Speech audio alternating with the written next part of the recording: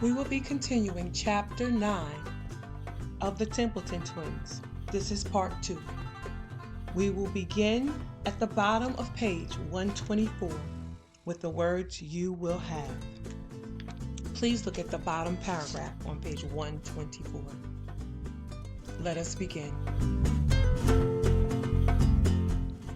You will have realized by now that Dandy Dean was also a handsome man, since he was the identical twin of Deendy Dean, who was himself, as I have made abundantly clear, a handsome man.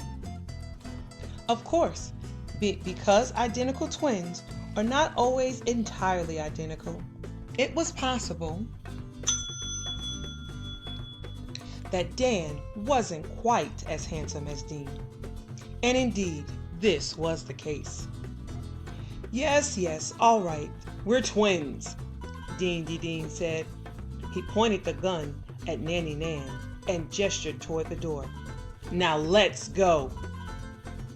Then he turned to his brother and said, Bring them.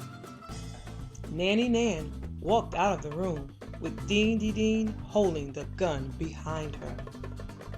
They went downstairs. Why are you doing this? John asked Dandy Dean. Because your father stole Dean's idea 13 years ago, Dan said, and that's not right. It's also not true, Abigail said. Our father has plenty of ideas of his own. He doesn't need to steal anyone else's idea.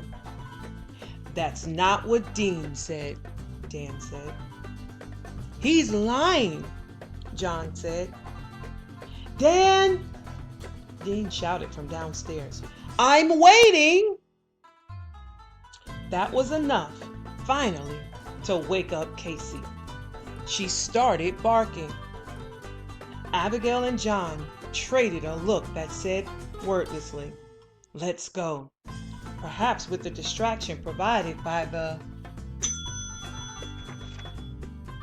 barking, Casey, we will be able to think of some way to improve our situation by the time we get downstairs. They slowly filed out the room toward the stairs, with Dandy Dean behind them. Then, from the kitchen downstairs, they heard Dean yell, Put that phone down! I will not, they heard Nanny Nan say. Hello? Police? I said put it down! What do you mean, wrong number? I'm calling the police. Lady, I'm going to count to 3. Oh, be quiet. I'm on the phone. 1, 2. Hello? Police?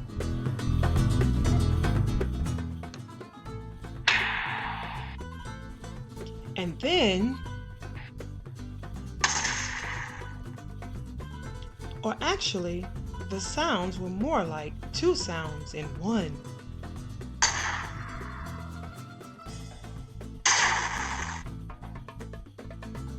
The twins, nearing the bottom of the stairs, both jerked in surprise. The sound was loud and sudden and echoed throughout the house. Then, to their amazement, they heard Deendy Dean say, Oh, wow. The twins ran to the kitchen. There they saw Deendy Dean rubbing his right elbow with his left hand. His right hand still held the gun. Behind him, a little window in the door to the pantry was shattered. Broken glass was everywhere, and Nanny Nan laid on the floor, her eyes closed. Casey stood nearby, barking as if that would help matters, which it did not. Deendy Dean seized Abigail by the arm and started dragging her toward the front door. Let's go! But what about Nanny Nan? Cried Abigail. Leave her. She's dead. What? Abigail said. Are you sure? Yes, I'm sure. Now move. Then why isn't she bleeding? She had a heart attack. John started toward the phone mounted on the kitchen wall. Then we have to call an ambulance. Dean rudely shoved Abigail toward her brother and held up the gun. Do you want me to shoot her? Let's go. John froze. He thought for a second. Finally, he lowered his hand from the phone and said, Okay, but we have to bring Casey. Dandy Dean said, Actually, Dean, if we bring the dog. Out of the question. But they might cooperate more if we let them. We are not going on a picnic, Dandy Dean yelled. We are acquiring 2 hostages. Please, Abigail said. Absolutely not. Then we're not coming, John said. He turned to Abigail and said, I'm going upstairs to play the drums. What are you going to do? Oh, all right, Dandy Dean yelled. Bring the stupid dog. He waited, gashing his perfect white teeth, while Casey jumped up and down 371 times before Abigail got the leash on her.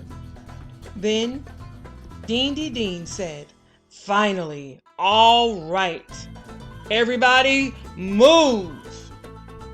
In the front of the house was a black SUV with its motor still running. Yes, they had left the motor running all this time, filling the air with exhaust and wasting fuel. That's how bad they were. Dandy Dean opened the rear door and Casey jumped in as though everyone were going on a fun trip. Then Dandy Dean flung Abigail and John into the back and got into the driver's seat as Dan got into the passenger seat. Dandy Dean threw the SUV into gear and sped off with the Templeton twins and their ridiculous dog as his prisoner. Questions for review. Number 1. Can you spell mustache? Number 2. Solve this cryptic clue. If you aren't too terribly busy. There's a man in Wade and D.E. Anderson. 414. Number 3. Isn't this exciting? A. Yes, very. B. Yes, exceedingly. C. I cannot even answer this question. I am in such an advanced state of excitement. Star number 1. You can now. Mustache is a French word. Other French words you might find yourself using in daily life include French toast, French fries, and French cut green beans. Star number 2. I refuse to tell you the answer to this. It's too easy as it is. I will not give you a hint. Just ignore the punctuation mark in the clue. All right, I see I have indeed just given you a hint. But that's all. You're on your own from here out. That is the end of chapter 9.